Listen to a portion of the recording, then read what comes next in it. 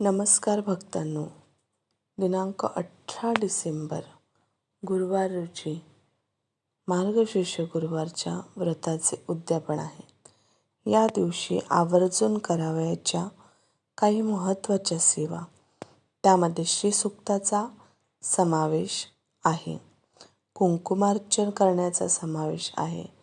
त्याचप्रमाणे श्रीसूक्त कुंकुमार्चन एकत्र केलं तरी चालतंय. याचा आपल्याला खूप सारा फायदा होतो. श्रीसूक्त म्हणजे काय, तर ऋग्वेदातील पवित्र हे असे स्तोत्र आहे. यात महालक्ष्मीच्या 15 ऋचा आहेत.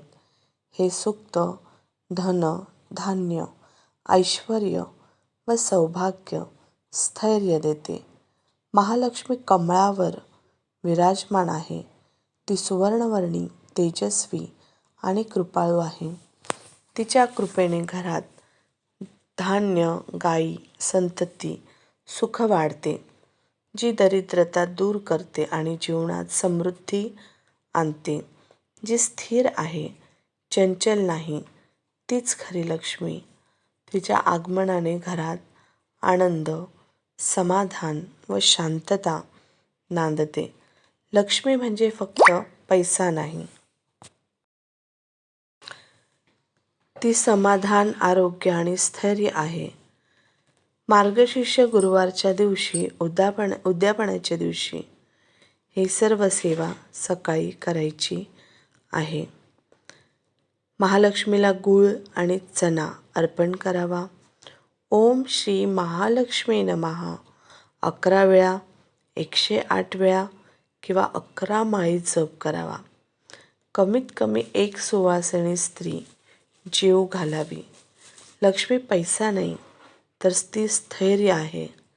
श्रीसूक्त म्हणताना काही खास नियम पाळायचे आहेत.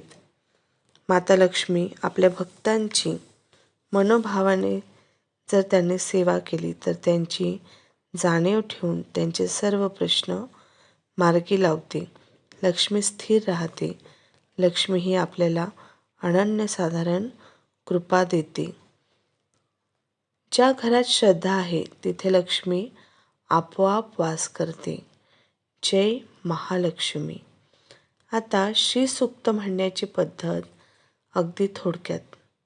ती म्हणजे सकाळी स्नान करून तुपाचा दिवा लावून महालक्ष्मीसमोर बसून शांत आवाजात श्रीसूक्त म्हणावे.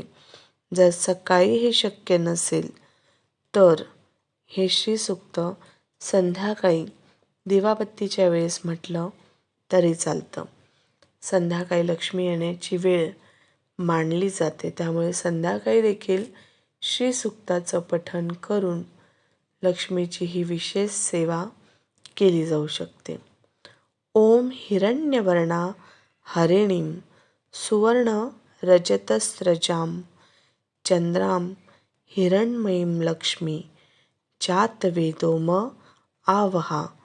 म्हणजेच हे अग्निदेवा, हे सुवर्णवर्णी, तेजस्वी, कमळमालाधारी महालक्ष्मीला माझ्या घरी आमंत्रित करा.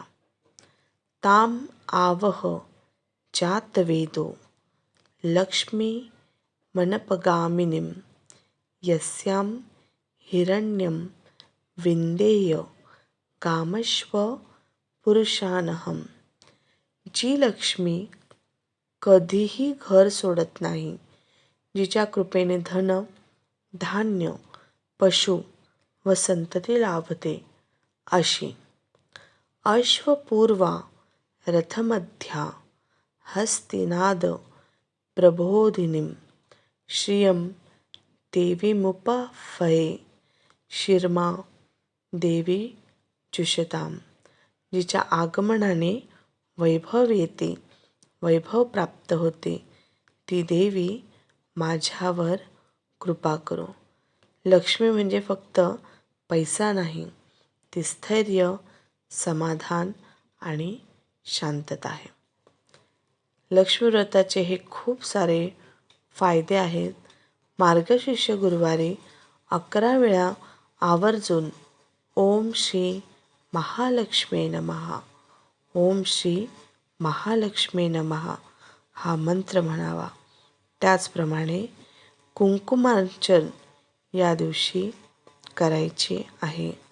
आपण जो कळस भरतो त्या कळसाच्या ठिकाणी देवीची प्रतिमा किंवा प्रतिमा जर उपलब्ध नसेल तर महालक्ष्मीचं स्वरूप म्हणून सुपारी किंवा श्रीयंत्र यावर आपल्याला कुंकुमार्चन करायचे आहे. महालक्ष्मीला 108 वेळा कुंकू अर्पण करून मंत्र जप करणे म्हणजे कुंकुमार्चन. कुंकू हे सौभाग्य, शक्ती आणि लक्ष्मीचे प्रतीक आहे.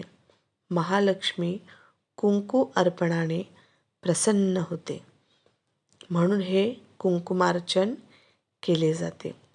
ते कसे करावे तर अगदी थोडक्यात जाणून घेऊ. महालक्ष्मीसमोर बसून प्रत्येक कुंकू देवीला हळूहळू अर्पण करत असताना ओम श्री महालक्ष्मी नमः असा जप करत ते कुंकू देवीच्या प्रतिमेवर हळूहळू आपल्या बोटांनी ते पडेल असे कुंकुमार्चन करावे. याचे फल म्हणजे आर्थिक अडचणी कमी होतात, सौभाग्य वाढते, घरात लक्ष्मी स्थिर होते. महालक्ष्मीचा प्रमुख मंत्र म्हणजे ओम श्री महालक्ष्मी नमः. हे महालक्ष्मी माते, माझ्या जीवनात समृद्धी, शांती आणि स्थैर्य दे. हा जप का करावा तर श्रीम बीजमंत्र हा धन आकर्षणासाठी अत्यंत प्रभावी आहे. याचे फळ असे की त्यामुळे पैसा अडत नाही, नोकरी व्यवसायात स्थैर्य येते आणि मानसिक शांतताही लाभते. श्रीसूक्त हे ऋग्वेदातील महालक्ष्मीचे स्तोत्र आहे. श्रीसूक्त हे दारिद्र्यनाशक मानले जाते. स्थिर लक्ष्मी प्राप्तीसाठी अत्यंत प्रभावी असे हे श्रीसूक्त. त्यामुळे श्रीसूक्ताचे देखील मनोभावे पठन करावे. श्रीसूक्ताची कमीत कमी 5, 11, 21 यथाशक्ती आवर्तने नक्की करावी.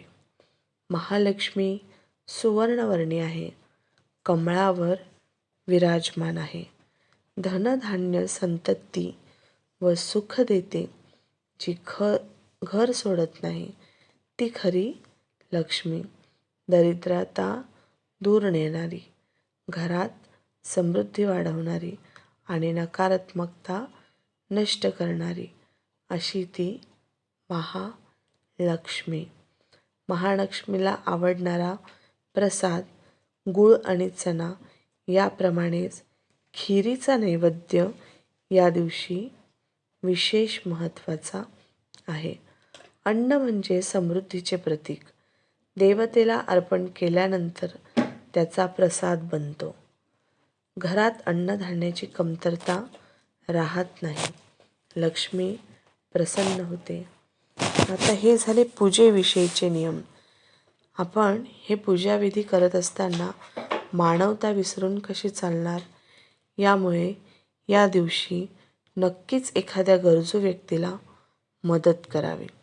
लक्ष्मीपूजेत देखील याचे महत्त्व सांगितलेले आहे. लक्ष्मी फक्त पूजेत नाही तर सेवेतही आहे. सेवेतूनही ती प्रसन्न होते. या दिवशी विशेष सेवा म्हणजे एखाद्या गरजूला धान्य किंवा अन्नदान द्यावं, दक्षिणा द्यावी, सुवासिनीला भोजन करून द्यावं. यामुळे आपली पुण्य वाढते, लक्ष्मी कृपा स्थिर होते, घरात समाधान येते. सर्व साधना म्हणजेच कुंकुमार्चन, लक्ष्मी मंत्र, श्रीसूक्त या सर्व सेवा म्हणजेच लक्ष्मी साधना होय. याचे अंतिम फल म्हणजेच धन, धान्य, सुख, कर्ज, अडचणी कमी होण्यास मदत होते, घरात शांती निर्माण होण्यास मदत होते, लक्ष्मीचा स्थिर वास यामुळे आपल्याला प्राप्त होतो. लक्ष्मीला मंत्राने बोलावलं जातं, पण सेवेमुळे ती आपल्या घरात राहते. त्यामुळे यथासांग महालक्ष्मीची प्रार्थना, पूजा उद्यापनाच्या दिवशी करायची आहे. गरजूंना दान, अन्नदान, पिवळं वस्त्र परिधान करणं, खिरीचा नैवेद्य, कुंकुमार्चन, श्रीसूक्त, उंबरठ्याचं पूजन ह्या काही सहज सोप्या गोष्टी करून आपण माता लक्ष्मीची पूजा प्राप्त करून घेऊ शकतो. आपल्याला ह्या सर्व पूजा फळाचा खूप सारा फायदा होण्यास माता लक्ष्मी नक्कीच मदत करते. माता लक्ष्मी ही कुंकुमार्चनाने, त्याचप्रमाणे जास्वंदीच्या लाल फुलाने देखील अतिशय प्रसन्न होते. त्यामुळे आपल्याला परिसरात उपलब्ध होणाऱ्या सर्व काही सेवा महालक्ष्मीच्या चरणी अर्पण करायची आहे. महालक्ष्मीचा आपल्या सगळ्यांवर असाच कृपा आशीर्वाद राहो. त्याचप्रमाणे सर्व भाविक भक्तांच्या जीवनात येणाऱ्या अडचणीचा नाश करून माता लक्ष्मी आपल्या सर्वांवर कृपा आशीर्वाद प्रकट करत राहो, ही महालक्ष्मीच्या चरणी मनोभावे प्रार्थना. ओम श्री महालक्ष्मी नमः.